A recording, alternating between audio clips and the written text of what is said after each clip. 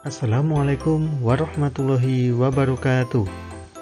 Pada video kali ini kita akan belajar tema 2, subtema 3, muatan ilmu pengetahuan sosial tentang manfaat sumber daya alam. Sumber daya alam ada dua macam, yaitu sumber daya alam yang dapat diperbaharui dan sumber daya alam yang tidak dapat diperbaharui. Kali ini kita akan membahas beberapa manfaat dari sumber daya alam.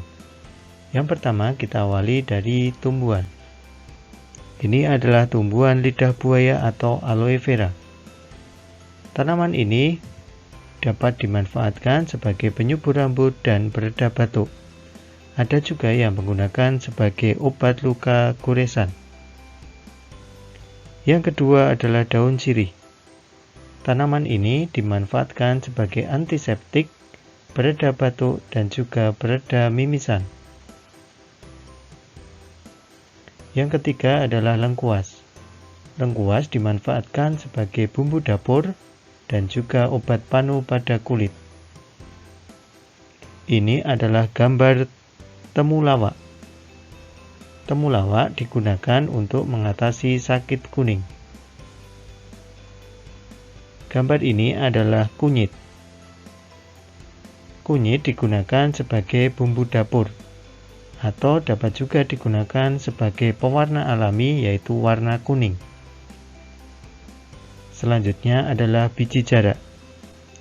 Biji jarak digunakan sebagai bahan bakar biodiesel atau pengganti solar. Selanjutnya adalah jahe. Jahe dimanfaatkan untuk mengatasi masuk angin dan juga untuk penghangat tubuh. Berikut ini adalah gambar kencur. Kencur digunakan sebagai bumbu masak dan juga obat batuk.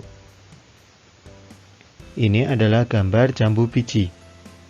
Daun jambu biji yang digunakan adalah daun yang masih muda, dimanfaatkan untuk mengatasi diare.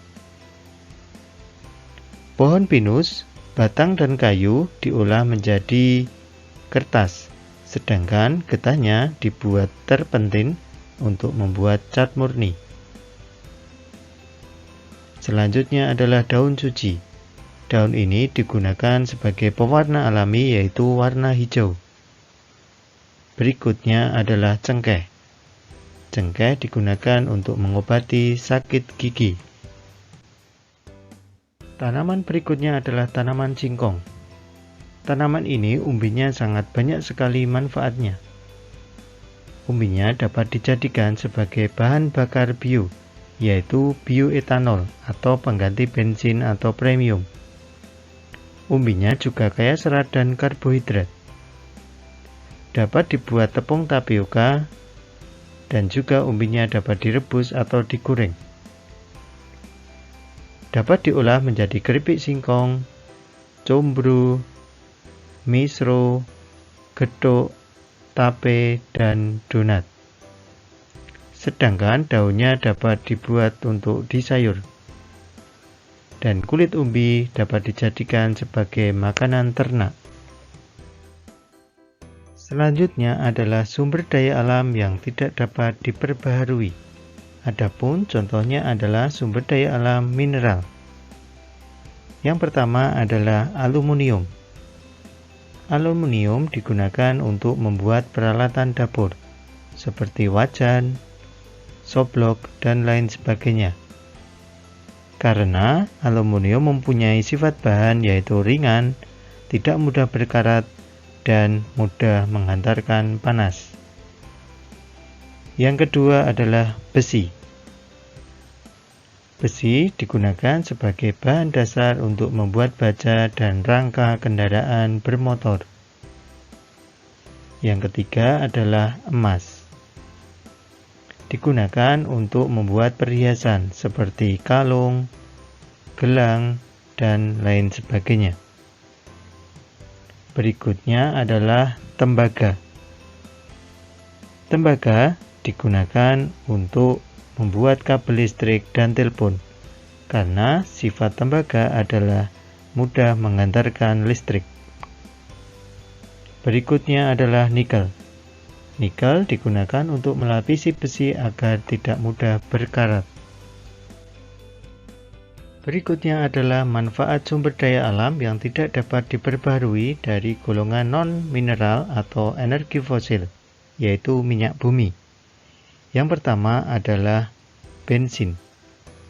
Bensin digunakan sebagai bahan bakar kendaraan bermotor ataupun mobil pribadi. Yang kedua adalah solar. Solar digunakan sebagai bahan bakar kendaraan dengan mesin diesel, seperti bis dan truk. Kemudian adalah kerosin. Kerosin atau minyak tanah digunakan untuk bahan bakar kompor minyak. Yang selanjutnya adalah aftur. Aftur adalah bahan bakar untuk pesawat terbang. Hasil olahan minyak bumi yang lain yaitu aspal. Aspal digunakan untuk membuat pengeras jalan. Selanjutnya adalah parafin. Parafin digunakan sebagai bahan dasar pembuatan lilin.